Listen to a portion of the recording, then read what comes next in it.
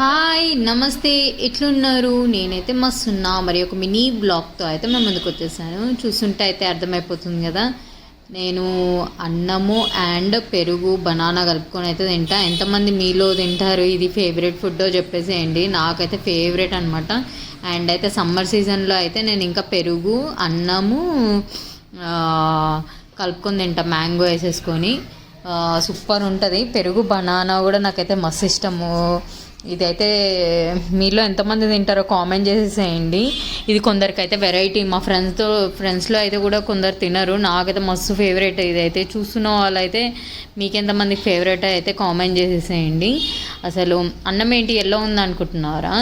అన్నం అయితే నేను అదే అమ్మవారికి వడిబియ్యం పోసాం కదా, ఉంటాయి కదా ఇంకా తిననప్పుడు. అట్లా ఈరోజైతే మండే ఉంది కాబట్టి వండుకున్నాం అనమాట.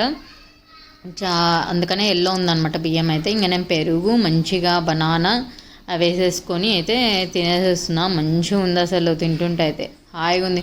మీలో కూడా ఇలాంటి కాంబినేషన్స్ వెరైటీవి ఏమైనా తినే వాళ్ళు ఉంటే అయితే కామెంట్ చేసేసేయండి ఏమేమి తింటారా అనేది. నాకైతే బనానా పెరుగు అన్నం అయితే మస్తు ఇష్టము. అండ్ దీని లోపల ఒకవేళ మ్యాంగో ఉంటే అయితే సమ్మర్ సీజన్లో అయితే మ్యాంగో కలుపుకొని అయితే తింటా. అన్నం పెరుగు మ్యాంగో వేసేసుకొని నాకైతే మస్తు ఇష్టం.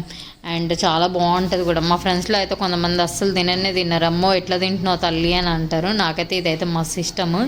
మా ఇంట్లో అయితే అందరం తింటాం. మా తమ్ముడు, మా అమ్మ, మా నాన్న అందరం అయితే తినేస్తాం. మంచిగా ఉంది. చాలా డేస్ తర్వాత నాకైతే ఇది దొరికింది. ఈ టైంలో తినేసేస్తున్నా. అండ్ ఈ అరటిపండు తొక్క అయితే నేను ఇంకా చెట్లకి వేసేస్తాను అనమాట. ఎరువులాగా అయిపోతుంది. వీడియో నచ్చితే అయితే ఒక